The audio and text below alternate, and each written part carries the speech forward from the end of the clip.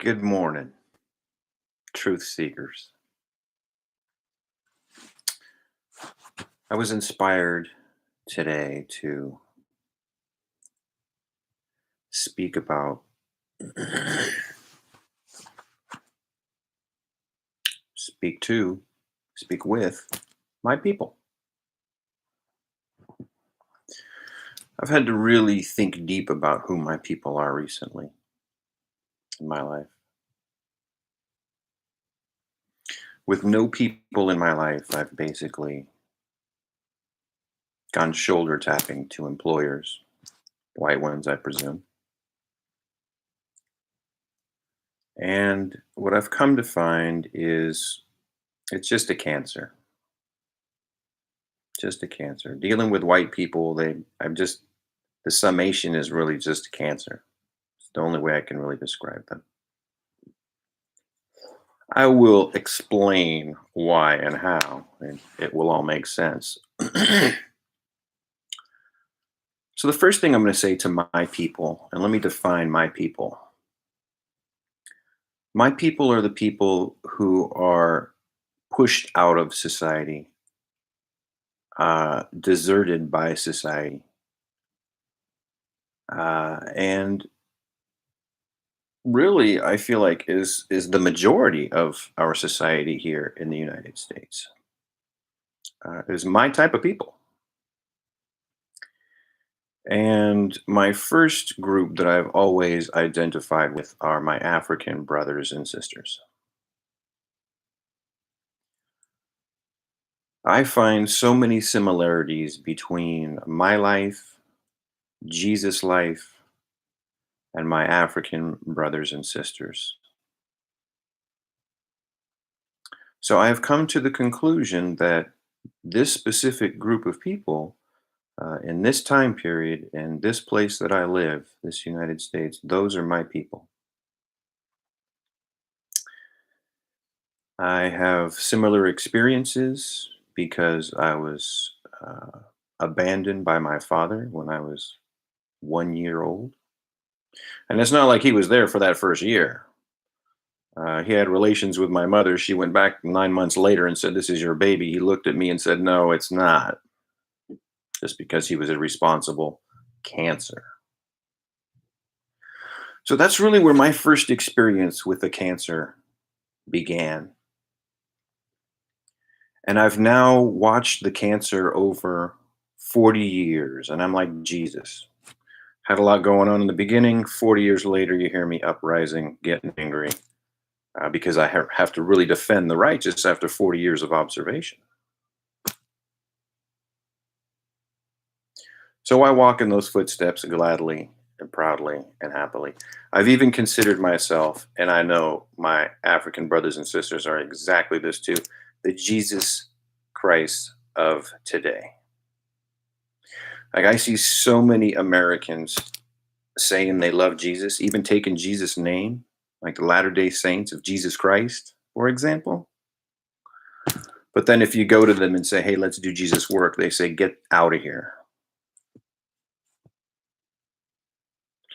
And I think Jesus told all these same groups no false idols, and that included himself. He wasn't about to let you as a group go and idolize him so you forget what it is to do God's work. And that's what Americans are doing right now. That's why we only have the King James version of the Bible. It's only Christianity. They chase out Muslims. They chase out Catholics. Anything that's not Christian here is spat upon it. And really, a religion that spits upon anything, all religions should respect all religions. I mean, come on. You know, what kind of a hate-filled cult calls itself loving in the name of Jesus Christ and runs around hating everyone? I mean, that's just a lying cult. I mean, it might as well be Scientology at that point. A tax shelter. Is that what Mormons are? Is that what Christians are? Just tax shelters? Is that why I don't see a lot of my African brothers and sisters allowed in those groups? Certainly doesn't look like God's work's being done there. So I've learned this after knocking on the doors of many different religious groups and seeing how they operate. I've studied many different Bibles in my time since the time I was 18 because I really had a very deep thirst for spiritual knowledge. And I have watched over my lifetime and found that my group of people are my African brothers and sisters. I feel compelled to defend them, to assist them, and to have a life like we both want the same life. And we're both denied that life because of no reason whatsoever. Other than the world or this country, United States anyway, wants to allow the cancer to fester, to metastasize. It does not want it benign. It does not want to remove the cancer so that the whole body can survive. It would rather just tiptoe around the cancer and let the cancer just destroy all the good the cells in the body until there's just no more United States because the cancer is just completely 100% taken over. So it is today that I am inspired to speak to my people. Those are my people. And how did I know this? Well, I've always known this. I grew up in the less affluent neighborhoods in my time. I've grown up around a lot of African brothers and sisters who are the greatest people I've ever known. And I watched a recent documentary of hip hop music on TV, and it really opened my eyes to the hip hop that I've always listened to and always loved, and a lot of the groups that I've always been fond of. But showed me some of the major players in the background that I didn't know about. And so I see the good works and the good deeds that they did uh, amid just horrendous circumstances. And so it's these people who are amazing. Quite honestly, I look around at the white racists in the United States and I question if they could put up with what they do to my African brothers and sisters. I think they would crumble in seconds. And I think it's they know that they're that weak, and that's what makes them on the warpath with everyone, and that's what makes them try to subdue everyone constantly, is because they know they're weak, and if the roles were reversed, they couldn't deal with it. They would crumble easily. So they make such a stink to be so racist and so hate-filled and show so much anger all the time. It's because of a base of fear and weakness. And on the other token, the African brothers and sisters who go without and live long lives and produce families and live by morals and codes, whether it be on the street or otherwise, those are the angels of our society. And they need to be the majority. They are the opposite of the cancer. They are the cure for the cancer, and they're constantly being wiped out by the cancer. So I now recognize my people. I've always been part of hip hop culture, African American. I don't even want to say American. I hate that word. African brothers and sisters. And they've always been in my life and been very good people. And the life that I've had to live, this life of Jesus Christ, this life of people who are pushed on the outskirts of society, people who are hated for loving, I find a lot of solace in the words and the music that I listen to in hip hop because it rings true to what has been around me my whole life. Not been a part of me, not made me who I am, well, has to some degree, but not formed me. Has certainly made my eyes open and let me know who I am by observing those things. But what I've come to find is I, like my African brothers and sisters, are so much stronger than this racist white society that would crumble in the drop of a hat. You know, I've always said that when we look at figures, you know, you look at Mexicans and you can see like the Aztec or the Inca warrior, you know, and he looks like a warrior. I mean, he's what you would expect, you know, and you look at the Zulu warrior and he's like a warrior like you would expect. Is there any such white imagery for any sort of warriors? Dude, there is nothing. The little old shriveled men that look like women? I mean, that's the best you got, son. Sorry, I get excited, but anyway. So what I like to do is speak to my fellow people, the righteous. I've been born for no other reason in this life to seek the righteous, and that's what I've done. And now I speak to the righteous, my fellow people, because I know what it's going to be like for those kids to grow up. No daddy, no mom, because she's out trying to work to provide. No society, no religious group, nobody in the United States gives a rat's has any care at all for human life as they purport to do. They really don't. And they show it on a daily basis. So I know the truth in America and I know what they're all about here. I know what the whole system is. And so I speak today to my people. And what I'm going to do is now come out with a lot of series of videos that will go more in depth into what society is supposed to be right now. What is we supposed to be doing? We always hear about the way it's miserable and blah, blah, blah. Okay, great. What's the awesome? What's the positive? What's the way it's supposed to be? And so that's what you're going to hear right here is the way it's supposed to be right now. The easy, simple reality of life, but just being blocked and wiped out by the cancer for no reason other than it's cancer. And that's what it does. So I am, and so are my black, I hate that word too, black, my African brothers and sisters. We are all just positive and we deal with not having things in life because we're stronger and we can deal with it. And the shriveled old white cancer that runs society right now just could not deal with it because it's just too weak and frail and cancerous as it is. All wrought with anxieties over money. That's all the cancer seems to want to believe in, and has completely forgotten anything about right and wrong and actually doing the right. I've always heard my whole life people talk about knowing the difference between right and wrong. It's wonderful to know the difference, but it's another thing to act and to do the difference that you know. If you know the difference between right and wrong and you don't do anything, does it matter that you know the difference between right and wrong? And this is the problem that society has come to in America.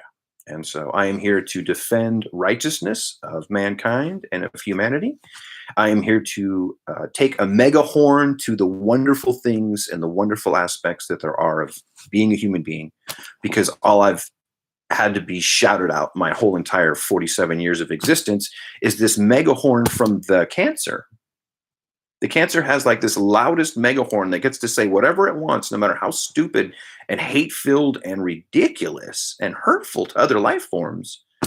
But it's got the biggest megaphone, biggest microphone in the United States. So I, in my resistance of that, in the spirit of David beating Goliath, I stand now with my fellow people and I say, let's march as David's to beat Goliath, because the bottom line is David has far more power inside of him than Goliath ever will.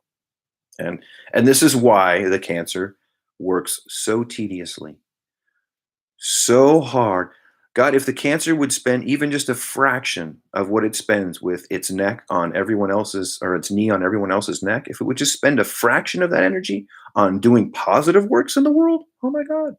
What the cancer would find is that when it supports the African brothers and sisters of mine, my people, my group, or if the roles were reversed and the cancer was on the run like it should be because it's in the minority, and the wonderful people, the righteous, are in the majority, and that's just a fact of life, fact of nature.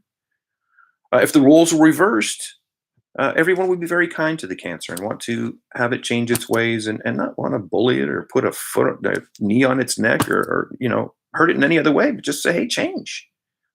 So, and the reason that is because there's a strength that comes from caring about others. There's a strength that comes from, I care about myself so much.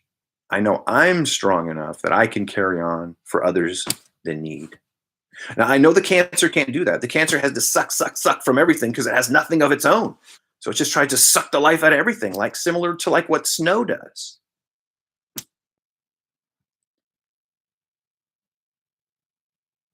So this is the introductory video where I discuss my people. Another interesting definition of my people, now that we talk about snow and cancer, I've boiled things down to a very simplistic level when it comes to the cancer and the righteous. And that's really what it boils down to. We have the cancer and the righteous. And basically, in its simplest terms, the earth is brown. It has nutrients in it that give nutrients to roots that give rise to plants, that give rise to leaves, that give rise to oxygen that we breathe. So that is like the earth is the foundation of the cycle of life. It's where we grow our food. It can be given extra nutrients, and then it goes from being just plain old dirt to becoming soil. We give it a whole new name, and soil's rich, and we know it's valuable, and it's comes from dirt. It's like more valuable than what dirt is. We say dirt, dirt is plentiful. It's got nothing. It's this and that. We give no value to dirt, but when you add nutrients, it's soil. And you can even take it up even further into there. But the bottom line is it always gives life. It always nurtures life. Brown earth nurtures life. The one thing that takes life away is snow. White snow removes life from anything alive. These are just the basic, simple observations a child would make about this rock we live on that we call Earth. So I stand today with the earth of the world in all its dirtiness because it is so much more righteous than snow and cancer. So I'm motivated now. I've been left an open forum, ample opportunity to speak the truth in the hopes that future generations that will have to endure the same things that I and my African brothers have had to endure, someone will be there to explain, to make sense of things.